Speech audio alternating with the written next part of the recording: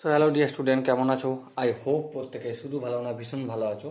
স্ক্রিনের উপর একটা প্রশ্ন দেখা যাচ্ছে, তাই না? প্রশ্নটা কি বলেছে? প্রথম আমরা মন দিয়ে পড়বো, বুঝবো, তারপর অঙ্কটা করবো। দেখো কি বলেছে। If universal set equal to, এলিমেন্টসগুলো কি কি আছে?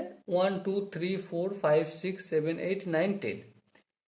এ সেটের এলিমেন্টস কি কি আছে? 1 2 3 5। বি সেটের এলিমেন্টস কি কি আছে? 2 4 6 7। সি সেটের এলিমেন্টস কি কি আছে? 2 3 4 8। কোশ্চেন আমাকে কি করেছে? সি মাইনাস এ পুরোটার কমপ্লিমেন্ট নিলে কি হবে? চারটা অপশন আছে, এ বি সি ডি। ওকে, তো চলো প্রথমে আমরা একটা কাজ করা যাক। কি কাজ? কাজটা হচ্ছে এটাই, সি মাইনাস এ সমান কি সেটাকে বের করি। দেখো, সি মাইনাস এ সমান সমান সি মাইনাস, সি থেকে বাদ দেবো, কাকে বাদ দেবো? সি থেকে বাদ দেবো আমরা এ আর সি এর কমন পার্ট, মানে ইন্টারসেকশন। এটাই তো নিয়ম ডিফারেন্স নির্ণয় করার। হ্যাঁ, ঠিক। এবারে সি এর এলিমেন্টস কি কি আছে দেখো, 2 3 4 8। চলো লিখে দাও, 2 3 4 8। বিয়োগ চিহ্ন।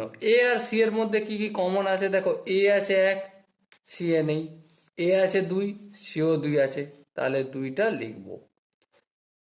এ আছে 3, সিও আছে 3, তাহলে 3টা লিখবো। এ আছে 5, সি এ 5 নেই। সি এ 4 আছে, এ 4 নেই। সি এ 8 আছে, এ 8 নেই। সো আমরা 2 3 যদি বাদ দিই, সি মাইনাস এ সমান কি পেলাম? সি মাইনাস এ সমান 4 আর 8, এই দুটো এলিমেন্টস থাকবে সি মাইনাস এ সেটে। ওকে, আই হোপ এই জায়গাটা প্রত্যেকে বোঝা গেছে। এবার দেখো, সি মাইনাস এ এর পুরোটার কমপ্লিমেন্ট, এর মানেটা কি? এর মানেটা হচ্ছে ইউনিভার্সাল সেট থেকে বাদ দেবো। কাকে বাদ দেবো? সি মাইনাস এ সেটের এলিমেন্টসগুলো। বেশ, আচ্ছা, ইউনিভার্স সেটের এলিমেন্টস কি কি আছে? অবভিয়াসলি 1 2 3 4 5 6 7 8 9 10। বাদ দেবো সি মাইনাস এ সেটের এলিমেন্ট কে কে আছে? 4 8। তাহলে চলো লিখে দিলাম 4 8।